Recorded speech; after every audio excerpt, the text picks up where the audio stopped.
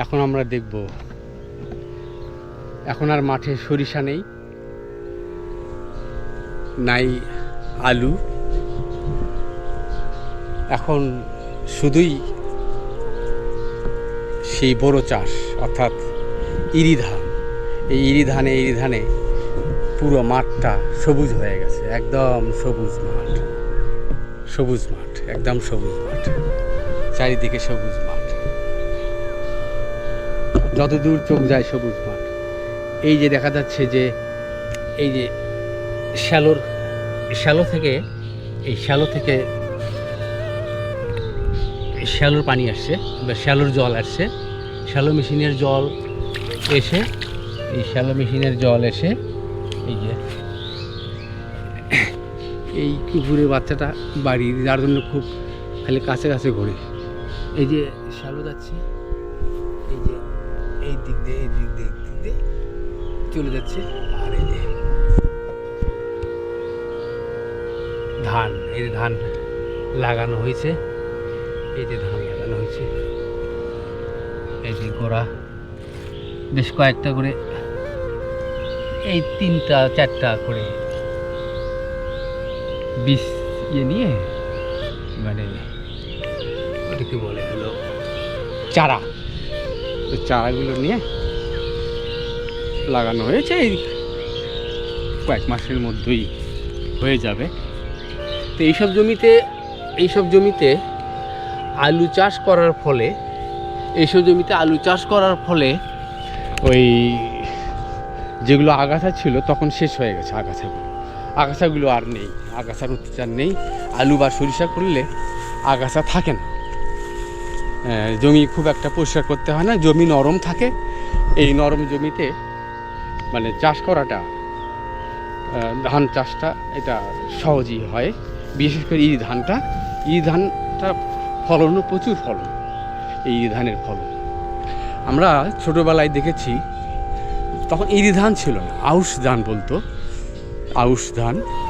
আউশ ধানের ফলন খুব একটা বেশি হতো না, এই অল্প ফলন হতো। এই অল্প ফলন হওয়ার ফলে দেখা যেত, এই যে অল্প ফলন হওয়ার ফলে কি এলো রে, এরকম করছে, চুপচাপ থাক। হ্যাঁ, তো এই যে বাড়ির কুকুর মাঠে চলে আসছে। তো তখন ওই যে ছোটোবেলায় আমরা দেখতাম যে এই চাষ ছিল না, মানুষের খুব খাদ্যের অভাব ছিল, দুর্ভিক্ষ ছিল। তখন মানুষ ওই খেতেন, ওই সচরাচর দেখা যেত যে গ্রামের মানুষ শাখা আলু বলে, মিষ্টি আলু বলে, ওই মিষ্টি আলু খেতেন, বা রুটি এইসব বেশি খেত। কিন্তু তারপরে ইরি আসার পরে, যাই হোক, ইরি মানে ইন্টারন্যাশনাল রাইস রিসার্চ ইনস্টিটিউট থেকে এই ধানটা আসে। এই ধানটা বাংলাদেশে চাষ করার ফলে দেখা যায় যে মানুষের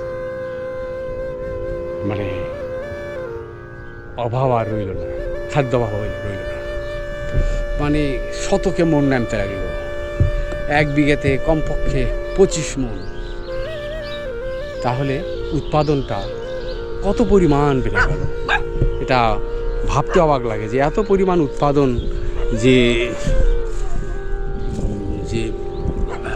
আমন ধানের সময় তো আসলে এত আমন ধান হয় না সাধারণত, কিন্তু ইরি ধানের ফলনটা আসলেই প্রচুর।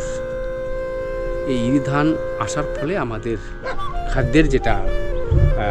খাদ্যের যেটা অভাব আমরা মোটামুটি পূরণ করতে পারলাম।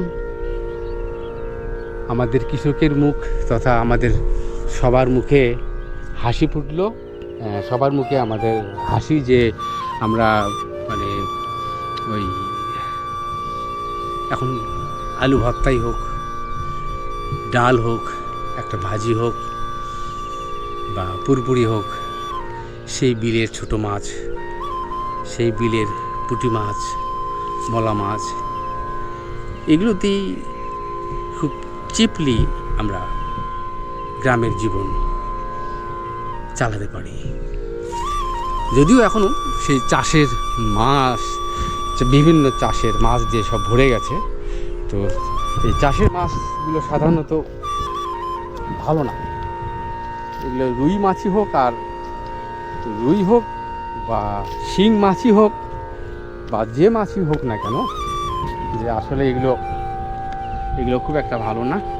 আর কারণ হলো কি, যে এগুলো ওই যেসব খাবার খায়, গ্রামাঞ্চলে দেখলাম যে পুকুরগুলোতে যেসব খাবার খায়, ওই খাবারে ওই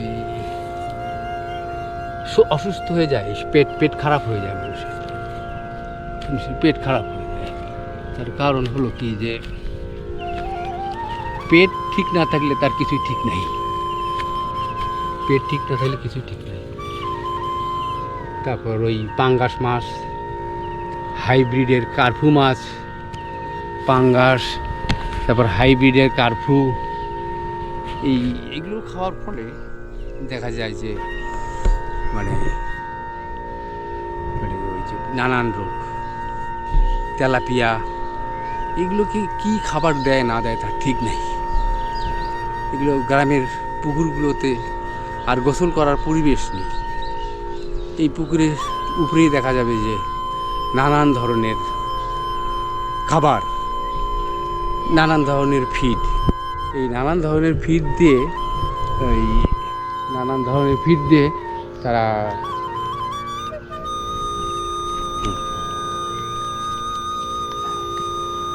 নানান ধরনের ফিড ব্যবহার করে তারা মাছটাকে আসলে পয়জনাস করে ফেলে। এটাই একটা ব্যাপার।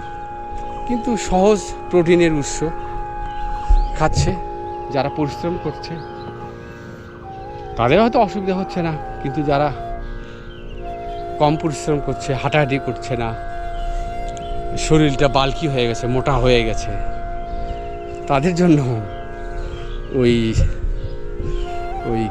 কি মুরগি, ব্রয়লার মুরগি, আর হলো ওই চাষের পাঙ্গাস বা চাষের রুই মাছ, এগুলোর সেই পেঁয়াজ দিয়ে, তারপর হচ্ছে কি রসুন, তারপর হলো শুটমরিচ, এগুলো দিয়ে রান্না করে খেলে পেটের খবর আছে, পেট খারাপ হয়ে যাবে।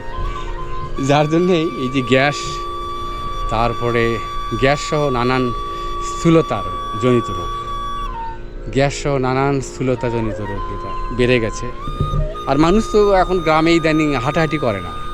এই সামান্য একটু রাস্তা, এই যে বাড়ি থেকে সামান্য একটু রাস্তা, বাজার বা হাট, সামান্য একটু, এই 1 কিলোমিটার 1.5 কিলোমিটার, এই টাকা 1.5-2 কিলোমিটার 5 টাকা দিয়ে যাচ্ছে, 10 টাকা দিয়ে যাচ্ছে।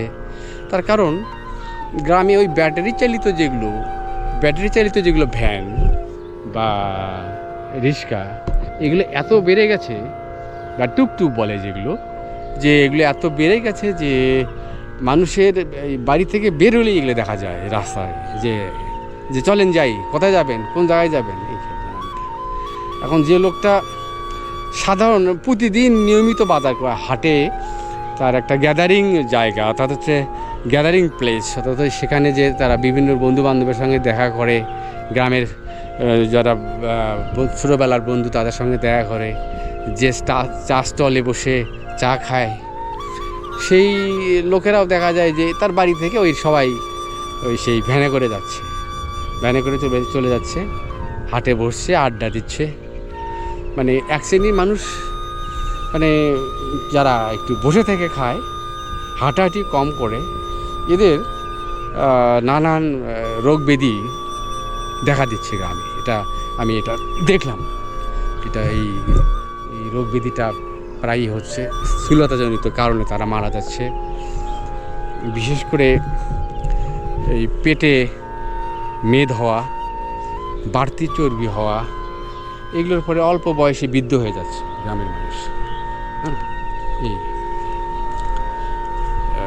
কেউ বলবে যে গ্রামের পুষ্টির অভাব, পুষ্টির কিন্তু অভাব নেই। পুষ্টির অভাব আগে ছিল, এখন মানুষের পুষ্টির অভাব নেই। মানুষ অনেক পুষ্টি, মানে এত খেতে হয় না।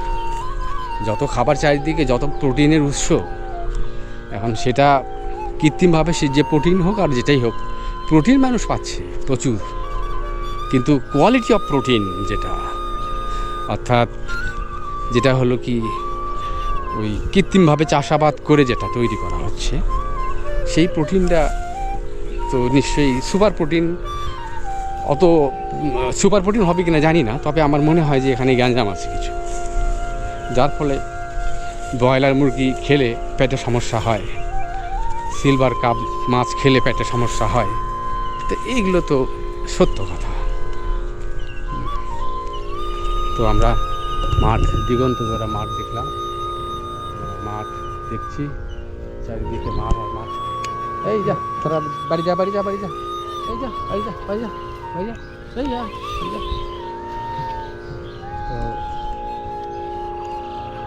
তো এই আমরা দেখছি, আমরা তবে মানুষের সচেতনতা বৃদ্ধির দরকার আছে, বিশেষ করে স্বাস্থ্য সচেতনতা দরকার আছে, যেটা হাঁটাহাঁটি এটা করতে হবে, খাবার দাবার লিমিটেড, চর্বি জাতীয় খাদ্য যদি কম খায় মানুষ, তাহলে তাদের ঘন ঘন ডাক্তারের কাছে যেতে হবে না। আর মানুষ তো চিরদিন বেঁচে থাকার জন্য আসেনি, এখন হঠাৎ কোনো একটা রোগ বেঁধে গেলে আর করার কি আছে। তবে একটু বয়স থাকতে সাবধান হলে ভালো। তো আমরা দেখছি, এই যে দেখছি দেখছি দেখছি এই তো সবুজ মাঠ, তারপরে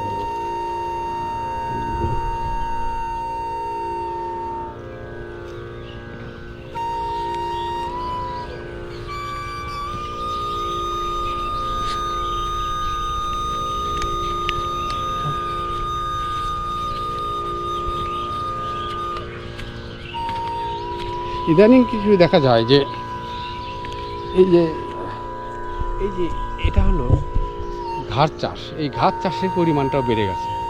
এই ঘাস চাষের ফলে আসলে মানে কৃষি জমির পরিমাণটা, মানে যেটা কৃষিজাত পণ্য যেটা মানুষের খাবারে লাগতো, এটা বেসিক্যালি দেখা যায় যে এই ঘাসটা এটা আসলে পশুখাদ্য হিসেবে ব্যবহার করা হয়। এই পশুখাদ্য হিসেবে ব্যবহার করার ফলে তো এটা বিক্রি করে না। এই যে ব্যাপার, এই যে দেখা যাচ্ছে এই ঘাস, এটাতে নেপিয়ার ঘাস, এটা নেপিয়ার ঘাস। এই ঘাসের চাষ খুব শুরু হয়ে গেছে। এটা কিন্তু ভুট্টার গাছের মতো দেখতে, কিন্তু আসলে কিন্তু এটা ঘাস, এটা ভুট্টার গাছ না, এটা ভুট্টার গাছ, এটা ভুট্টার গাছ না।